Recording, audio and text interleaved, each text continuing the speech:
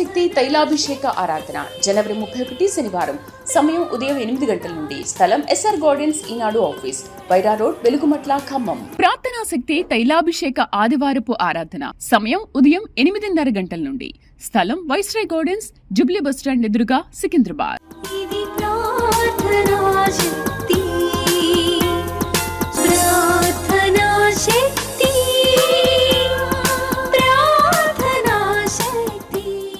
తాడేపల్లిగూడెం పరిసర ప్రాంత ప్రజలకు శుభవార్త.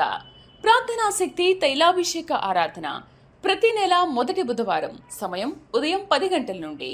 NK highway grounds, Autonagar, Gudem highway bypass road, Tadepalligudem. ప్రార్థనా శక్తి తైలాభిషేక ఆరాధన ప్రతి నెల మొదటి గురువారం. సమయం ఉదయం 10 గంటల నుంచి. స్థలం తూర్పుగోదావరి జిల్లా, అమలాపురం దగ్గర, ఉప్పలగుప్తంలో. ప్రార్థనా శక్తి తైలాభిషేక ఆరాధన ప్రతి నెల మొదటి శుక్రవారం. స్థలం అడబాల గార్డెన్స్, ఎల్ఎన్టీ బిల్డింగ్స్ పక్కన, పెంకులపాడు రోడ్డు, పాలకొల్లు. యేసయ్య నామములో మీకు వందనాలు తెలియపరుస్తా ఉన్నాను. ఈ దినం కొరకు దేవుడు సిద్ధపరిచిన వాగ్దానాన్ని మనం స్వాధీనపరచుకుందాం. మీరు ఆశీర్వాదకరంగా ఆత్మలో ఎదగాలని ప్రతిదినము మీకోసం నేను ప్రార్థన చేస్తూ ఉన్నాను. దేవుని యొక్క ఆత్మ మీ పక్షంగా ఉంది కనుకనే ఈ వాగ్దానాన్ని మీరు రిసీవ్ చేసుకోవటానికి దేవుడు సమయాన్ని ఇచ్చాడు. వాగ్దానాన్ని మనం తీసుకుందాం. పరిశుద్ధ గ్రంథంలో నుండి యెషయా గ్రంథము 65వ అధ్యాయం 24వ వచనాన్ని మనం ధ్యానం చేసుకుందాం. ఐజయా చాప్టర్ 65 వర్స్ 24లో సెకండ్ లైన్ మీరు అండర్లైన్ చేసుకోండి. మరలా చెప్తున్నాను, నెమ్మదిగా చెప్పిన ఓకే, నోట్ చేసుకోండి. యెషయా గ్రంథము 65వ అధ్యాయము 24వ వచనం. 24వ వచనంలో రెండో లైన్ నేను చదువుతున్నాను. ఆ వాక్యం మీరు అండర్లైన్ చేసుకోండి. ఈ మాట ద్వారా దేవుడి దినాన్ని నిన్ను దర్శిస్తూ ఉన్నారు. వారు వేడుకొనక మునుపు నేను ఉత్తరమిచ్చేదను, వారు మనవి చేయుచుండగా నేను ఆలకించేదను. దేవునికి మహిమ కలుగును గాక. వారు వేడుకొనక మునుపు నేను ఉత్తరమిచ్చేదను. ఎంత అద్భుతమైన మాట దేవుడు నీకు అనుగ్రహిస్తూ ఉన్నాడు. ప్రేమ కలిగిన వాడు ప్రేమించటంలో అసలు దేవుని ప్రేమ లాంటి ప్రేమ ఎక్కడ దొరకదు మనకి. మనం అడగక మునిపే, మనకి తలంపు రాక మునిపే ఆయనకు తెలుసు. ఇక్కడ అంటున్నారు ఆయన, వారు వేడుకొనక మునుపు నేను ఉత్తరం ఇచ్చేదను. దాని కింద వారు మనవి చేయుచుండగా నేను ఆలకించేదని. ఎంత తెలివైన దేవుడు అంటే మన దేవుడు. యేసయ్య ఎంత గొప్ప దేవుడు అంటే ఆయన నవ్వుకుంటూ ఉంటుంటారు అనమాట. నువ్వేది అడుగుతున్నావో ఆల్రెడీ నువ్వు చాలా పెద్ద అప్లికేషన్ పెట్టావు దేవునికి. నాకు ఇలా చేయవా, ఇది కష్టంగా ఉంది, లేకపోతే ఇలా జరిగితే, ఇలా చేస్తే ఎంత బాగుంటుంది, నేను ఎంతో ఘనముగా ఉంటాను, నాకు ఈ యొక్క చీకటి దినాలన్నీ తీసి నా జీవితం వెలుగు దినాలు దయచేయి, ఆరోగ్యవంతమైన దినాలు దయచేయి, నేను నోటి నిండా నవ్వుకునే దినాలు నాకు దయచేయి, నేను సుఖముగా పండుకునే దినాలు నాకు దయచేయి. టెన్షన్స్ వల్ల నా వల్ల కావట్లేదు, చాలా స్ట్రెస్ ఎక్కువైపోతుంది అని అనుకుంటున్నావేమో. దేవుడి దినము నిన్ను జ్ఞాపకం చేసుకున్నాడు. నీవు అడగక మునిపే ఆయన నీకు ఆల్రెడీ ఉత్తరం ఇచ్చాడు, ఆయన జవాబు ఇచ్చాడు. అది ఇంకా నువ్వు దాన్ని రికగ్నైజ్ చేయలేకపోతున్నావు. అయితే ఈరోజు దేవుడు నీకు ఇస్తున్నాము గొప్ప మాట ఏంటంటే, నువ్వు వేడుకొనక మునిపే నీకు ఉత్తరం ఇచ్చాను నేను, అయినా నువ్వు ప్రార్థన చేస్తుంటే నేను ఆలకిస్తున్నాను. ఆలకించుతున్నాడంటే ఆల్రెడీ యాక్షన్ అయిపోయింది, ఆల్రెడీ ఆయన క్రియ నీ పట్ల జరిగించేశాడు. నువ్వు అడిగేది దేవుని చిత్తంలో ఓకే అయిపోయింది. ఇంక పదే అడుగుతున్నావు అంటే మరి ఓకే అయిపోతే నాకు ఇంకేం కనపడలేదని అనుకుంటున్నావా? అది 25 నలుగురు పెద్దల మధ్యకి వెళ్తుంది. ఆయన ఓకే చేసింది. 20 నలుగురు పెద్దలు కూడా 24 గంటల్లో, చూడండి దినము నాకు ఎన్ని గంటలు, మనకి 24 గంటలు. 24 గంటల్లో ఒక్కొక్క పెద్ద ఒక్కొక్క 1 అవర్ తీసుకుంటారనమాట. ఒక ఆత్మ సంబంధమైన అర్థాన్ని మీరు బాగా గమనించండి. 24 పెద్దలు 24 గంటల్లో 24 పంచుకుంటారు. ఒక్కొక్క పెద్ద ఒక్కొక్క గంట నీ ఇంటి దగ్గరుండి, నీ దగ్గరుండి ఆ పనులు జరిగిస్తూ ఉంటుంటారు. ఎలా జరిగించాలి, అలా జరిగించాలి, ఇలా జరిగించాలని ఒక క్రమంగా, ఒక పద్ధతి ప్రకారం ఆ 24 పెద్దలు ఆ పనులన్నీ కంప్లీట్ చేసి దేవుని దూతలు కూడా వారికి సహకరిస్తుంటుంటారు.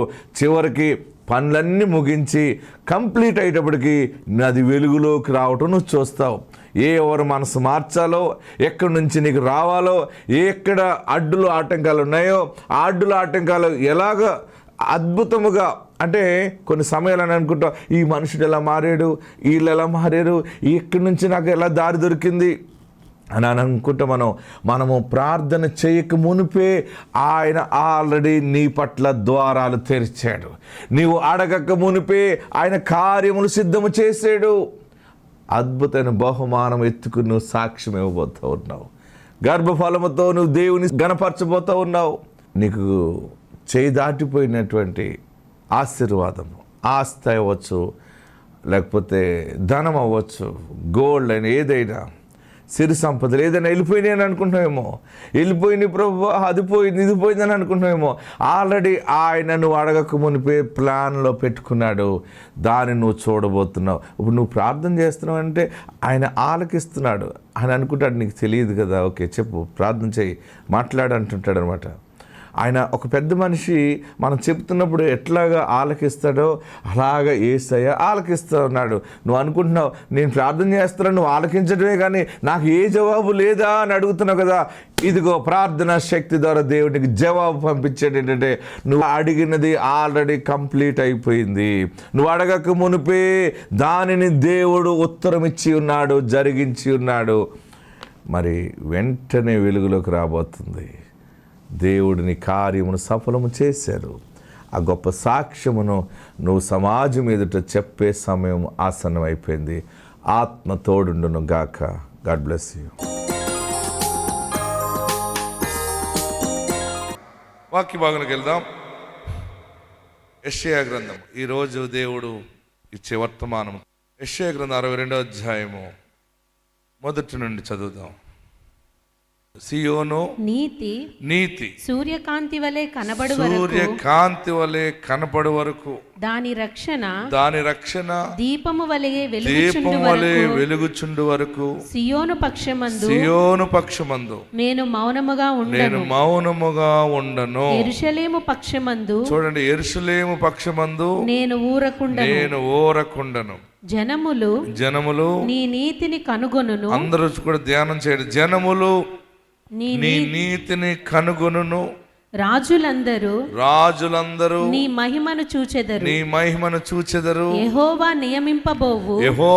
నియమింపబోవు క్రొత్త పేరు నీకు పెట్టబడును. నీవు యెహోవా చేతిలో భూషణ కిరీటముగాను నీ దేవుని చేతిలో రాజకీయ మకుటముగాను ఉందువు. ఆమేన్. గట్టిగా హల్లెలూయా చెప్పండి. దేవుడు ఇచ్చే గొప్ప మాట ఏంటంటే యెరూషలేము గురించిన మాట దేవుడి దినాన్ని మనందరికీ అనుగ్రహిస్తూ ఉన్నారు. ఏంటంటే సియోను నీతి సూర్యకాంతి వలె కనపడే వరకు, దాని రక్షణ దీపం వలె వెలుగుచుండు వరకు సియోను పక్షమందు నేను మౌనముగా ఉండను, యెరూషలేము పక్షమందు నేను ఊరకుండను. దేవుడు మీ పక్షముగా ఉన్నాడు. దేవుడు మీ పక్షముగా ఉండి యుద్ధము చేస్తున్నాడు ఆల్రెడీ. ఆమేన్ చెప్పండి. ఎందుకంటే నీ ప్రార్థన, నీ యథార్థత సూర్యుని వలె బయటకు వస్తుంది, సూర్యకాంతి వలె. నీ యథార్థత, నీ ప్రార్థన జీవితము, నీ మంచి మనసు, నీ మంచి మనస్సాక్షి, నీ ధర్మకార్యాలు ఏది కూడా ఒక సాక్ష్యార్థంగా ఉండలేకపోతున్నాయని బాధపడుతున్నావు కదా. ఏంటి సమస్యలని? ఆనాడు ఇజ్రాయేల్ దేశం గురించి, ఇశ్రాయేలు పక్షముగా దేవుడిస్తున్న గొప్ప మాట ఏంటంటే వారిని ఎంతమంది అణిచివేయాలని అనుకున్నా ఈరోజు ఈ వాగ్దానం ఆల్రెడీ నెరవేర్పులో ఉంది ఇజ్రాయేలీలకి. ఆమేన్. హల్లెలూయా. గట్టిగా హల్లెలూయా చెప్పండి. ఆ చిన్న దేశమైన, చిన్న సమాజమైన కానీ ఆయన మౌనముగా ఉండడు. పైనుండి నేను ఊరుకోను, నేను ఊరకుండను, సైలెంట్గా ఉండను. నీతి సూర్యకాంతి వలె కనపడ వరకు, దాని రక్షణ దీపం వలె వెలుగుచుండు వరకు సియోను పక్షమందు నేను మౌనముగా ఉండను. హల్లెలూయా. దేవుడు బలమైన మాట మీకు ప్రతిష్ఠ చేస్తున్నాడు. మీరు దీన్ని పొందుకోండి. మీకు జరిగిన అన్యాయము, మీకు జరిగినటువంటి అన్యాయానికి దేవుడు చూస్తూ ఊరుకోడు. నీకు న్యాయము జరిగే వరకు ఆయన మౌనముగా ఉండడు. ఆయన సైలెంట్గా ఉన్నాడు. అంత ఎలా జరుగుతుంది అలా జరుగుతుందని అనుకుంటామేమో. దేవుని ఉగ్రత అవతల మీదకి రాబోతా ఉంది, శత్రువు మీదకి వెళ్ళబోతా ఉంది. ఇందాక చూడండి, మనం ప్రార్థనిస్తున్నాం.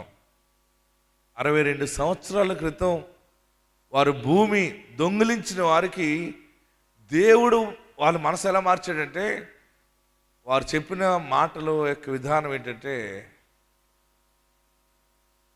మనం ఏది చేసినా మట్టి అయిపోతుంది, ఏది చేసినా ఫలించట్లేదు. ఎందుకంటే ఆ స్థలం మనం అన్యాయముగా దొంగిలించాం, అందుకనే మనకి ఇలా జరుగుతుందని వారికి సత్యాన్ని దేవుడు బయలుపరిచాడు. హల్లెలూయా చెప్పండి. దేవుని ఆత్మ వారికి బయలుపరచడం ద్వారా వారు వచ్చి కాళ్ళ మీద పడ్డారు. మీ స్థలం మాకొద్దు, తీసేసుకోండి. మీది తీసుకున్నప్పటి నుంచి మాకు అసలు బ్లెస్సింగ్ లేదు. ఇది ఎవరు చేశారంటే, దేవుడు ఆ దీనుల పక్షముగా ఉండి అక్కడ కార్యము జరిగించాడు. ఆమేన్, హల్లెలూయా. నీ ఇంటి పక్షముగా, నీ వ్యాపార పక్షముగా, నీ వ్యవస్థ పక్షముగా, నీ కుటుంబ పక్షముగానే, నీ పక్షముగా ఆయన నిన్ను నిలబెట్టు వరకు, నువ్వు నిలబడే వరకు ఆయన ఊరకనే ఉండడు. నీ వదిలిపెట్టినా, నువ్వు సైలెంట్గా ఉన్నా, ఆయన మెలకుగా ఉండి ఆయన నీకు నీ జీవితాన్ని దీపస్తంభముగా వెలుగులోకి వచ్చే వరకు ఆయన కృప నీతోనే ఉంటుంది, ఆయన మహిమ నీతోనే ఉంటుంది. ఎంత పెద్ద మాట అంటే, నేను ప్రార్థనలో ఈ మాట నాకు కనపడినప్పుడు, సియోను పక్షమందు నేను మౌనముగా ఉండను. నీకెవరు లేరని అని ఏడుస్తున్నావు కదా, ఎవరో ఉండని అవసరం లేదు. నీకు నీ పక్షంగా ఎవరు లేరు కనుకనే బలమైన వాడు నీ పక్షముగా ఉన్నాడు. హల్లెలూయా. మన బంధువులు, మన స్నేహితులు మన పక్షముగా ఉండారని అనుకుంటాం. కొన్ని సమయాల్లో మనం వెళ్ళి మళ్ళీ వాళ్ళ దగ్గరికి వెళ్తేనే కానీ, అవును కదా, మీకు ఈ కష్టం కదా, చూద్దాం, ఆలోచిద్దాం అంటారు. కానీ రాత్రి పగలు నీ పక్షముగా దైవ సన్నిధి ఉన్నది, ఊరకనే లేదు. ఎలాగుంటుందంటే అక్కడ చెప్తున్నాడు, యెరూషలేము పక్షమందు నేను ఊరకుండను, మౌనముగా ఉండను.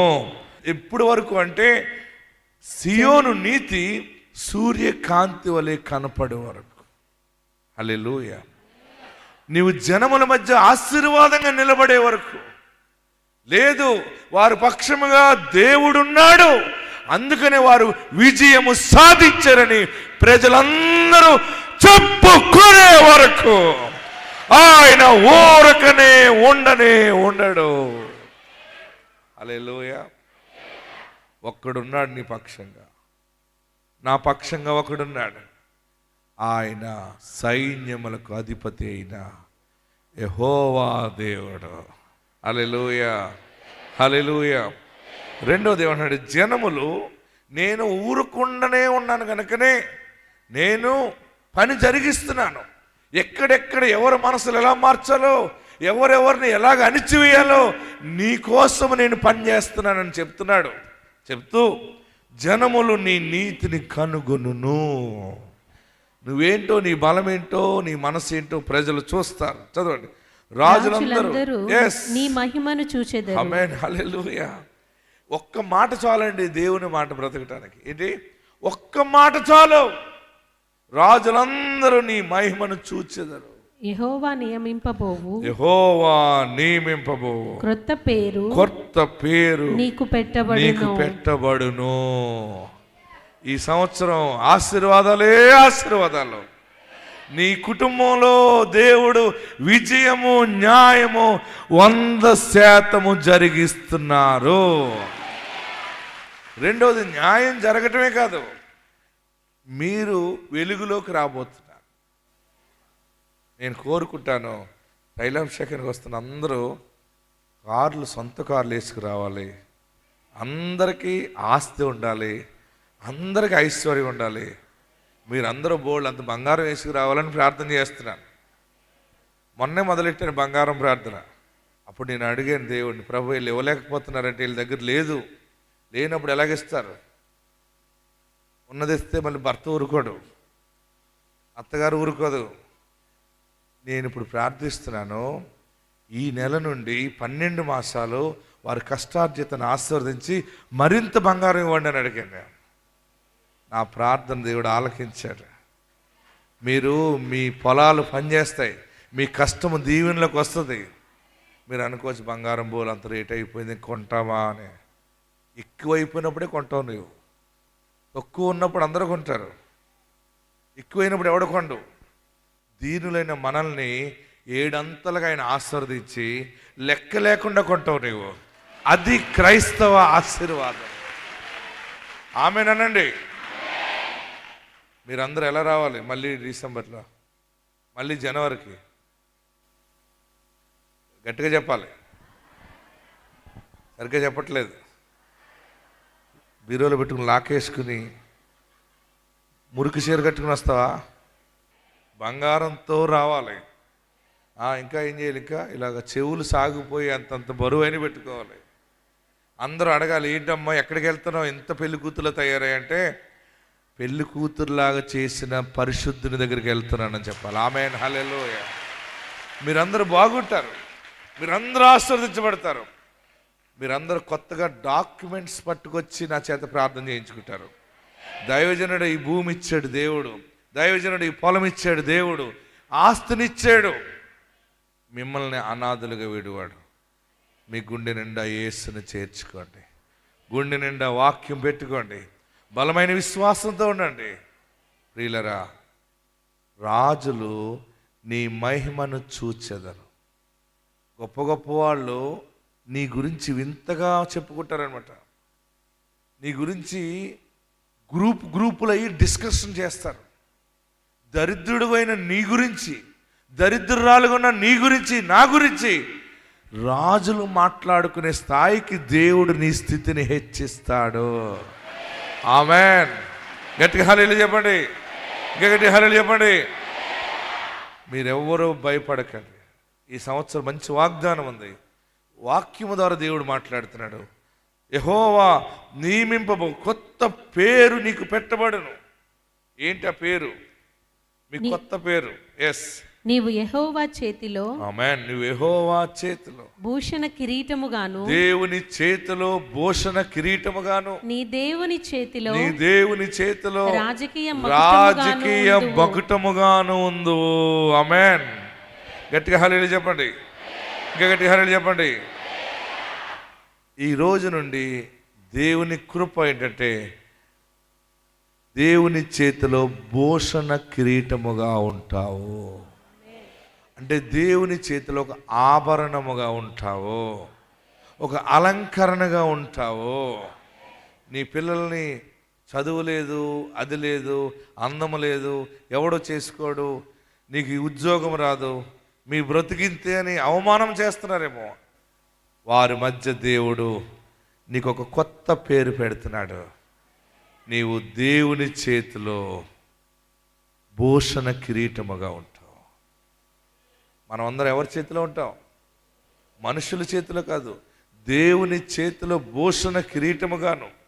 నీ దేవుని చేతిలో రాజకీయ మకుటముగా. రాజకీయం చేసేవాళ్ళు వేరు, రాజకీయం వేరు. రాజకీయ మకుటం అంటే అధికారాన్ని నిర్మించువారుగా ఉండటం. ఆమేన్.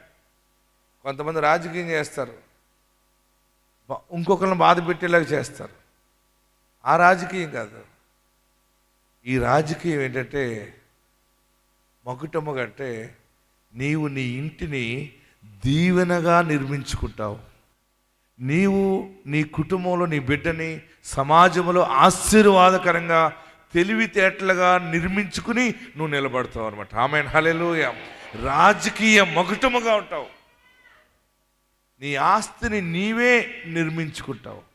ఎవడో నీకు ఆస్తి ఇవ్వడు, ఎవడో నీకు ఇవ్వనవసరం లేదు. నీవే నీ చేతులతో నీ కష్టముతోటే నిలబడతావు. భూషణ కిరీటముగా ఉంటావు. హల్లెలూయా చెప్పండి, గగటి హల్లెలూయా చెప్పండి, గగటి హల్లెలూయా చెప్పండి. కొత్త పేరు ఏంటంటే భూషణ కిరీటముగా ఉంటావు. మీరందరూ ఆశీర్వదించబడతారు. ఏడవకండి. దుఃఖముతో ఇంటి దగ్గరుండి నిద్రపోకుండా తెల్లవార్లు మెలకుగా ఉంటున్నావేమో, ఏడవకు, భయపడకు. బిడ్డ ఏమైపోతాడో, బిడ్డ ఏమైపోతుందో, ఈ కోర్టులో ఇదేమవుతుందో, ఈ అమ్మాయి ఏమవుతుందో, ఈ అబ్బాయి ఏమవుతాడో, నా తండ్రికి ఏమవుతుందో, మేము ఏమైపోతామో అని భయపడకండి. 100% దేవుడు మీకు న్యాయము జరిగిస్తున్నాడు. మీకు న్యాయము జరిగే వరకు ఆయన ఊరకుండడు, ఆయన మౌనముగా ఉండడు. రాజులు నీ మహిమను చూచి వచ్చెదరు, ఆత్మ మీకు తోడయుండును గాక.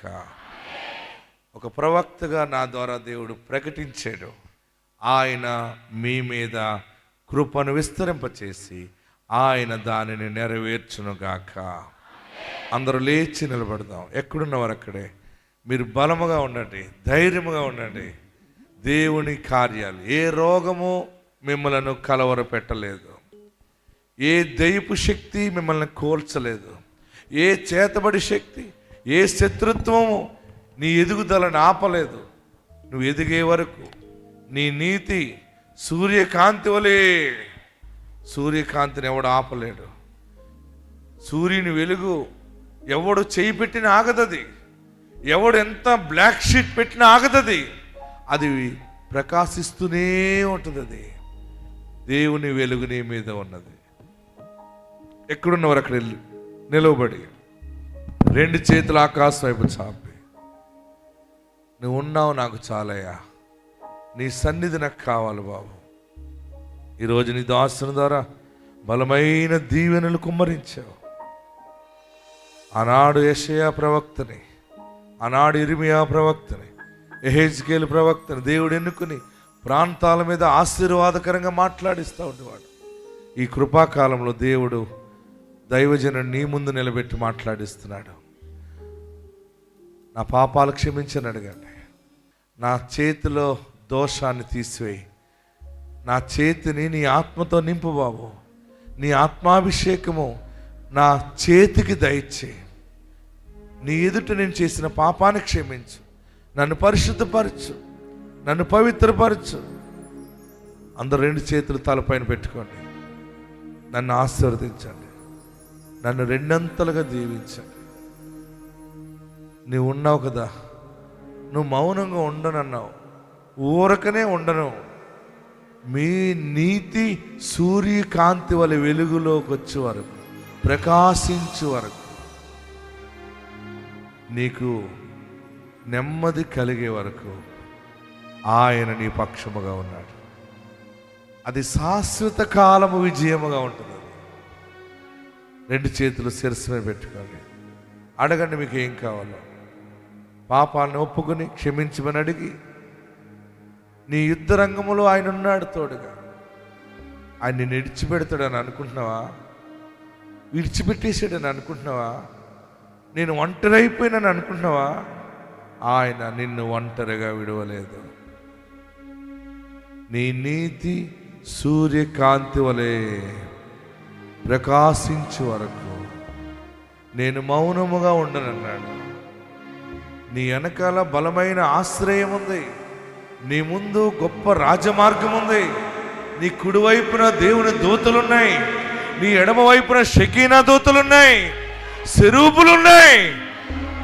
నీ చుట్టూ బలమైన కోట ఉన్నది. భయపడద్దు, భయపడద్దు. అందరు 2 చేతులు తలపైన పెట్టుకుని ఆశీర్వదించు బాబు అని అందరూ ప్రార్థనలకు రండి. అందరూ ప్రార్థన చేయండి, అందరూ ప్రార్థన చేయండి, అందరూ ప్రార్థన చేయండి. మరలా నువ్వు కట్టబడతావు, నువ్వు నెమ్మలిస్తావు, నెమ్మది పొందుతావు. హల్లెలూయా, హల్లెలూయా, హల్లెలూయా.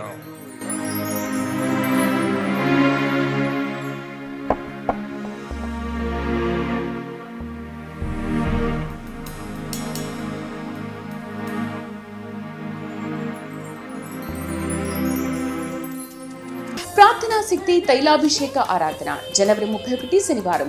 సమయం ఉదయం 8 గంటల నుండి. స్థలం ఎస్ఆర్ గార్డెన్స్, ఈనాడు ఆఫీస్, వైరా రోడ్, వెలుగుమట్ల, ఖమ్మం. ప్రార్థనా శక్తి తైలాభిషేక ఆదివారపు ఆరాధన సమయం ఉదయం 8:30 గంటల నుండి.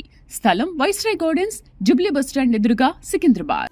ఇది ప్రార్థనా శక్తి, ప్రార్థనా శక్తి,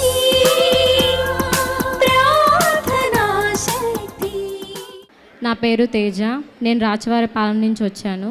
నాకు 3 months అయ్యింది మ్యారేజ్ అయ్యి. ఇక్కడ పాస్టర్ గారు గురించి చెప్పారు, ఇక్కడ ప్రార్థన చేయించుకుంటే ప్రెగ్నెన్సీ వస్తుందని. సో ఆశతో ఇక్కడికి వచ్చాను.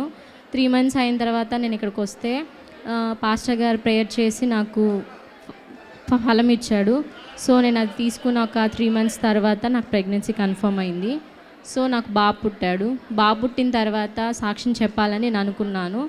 సో ఈ అవకాశం ఇచ్చిన ఇసాక పాస్టర్ గారికి నా special thanks. Thank you. Tadepalligudem పరిసర ప్రాంత ప్రజలకు శుభవార్త. ప్రార్థనా శక్తి తైలాభిషేక ఆరాధన ప్రతి నెల మొదటి బుధవారం. సమయం ఉదయం 10 గంటల నుండి. NK highway grounds, Autonagar, Gudem highway bypass road, Tadepalligudem. ప్రార్థనా శక్తి తైలాభిషేక ఆరాధన ప్రతి నెల మొదటి గురువారం. సమయం ఉదయం 10 గంటల నుంచి. స్థలం తూర్పుగోదావరి జిల్లా, అమలాపురం దగ్గర, ఉప్పలగుప్తంలో. ప్రార్థనా శక్తి తైలాభిషేక ఆరాధన ప్రతి నెల మొదటి శుక్రవారం. స్థలం అడబాల గార్డెన్స్, ఎల్ఎన్టీ బిల్డింగ్స్ పక్కన, పెంకులపాడు రోడ్డు, పాలకొల్లు.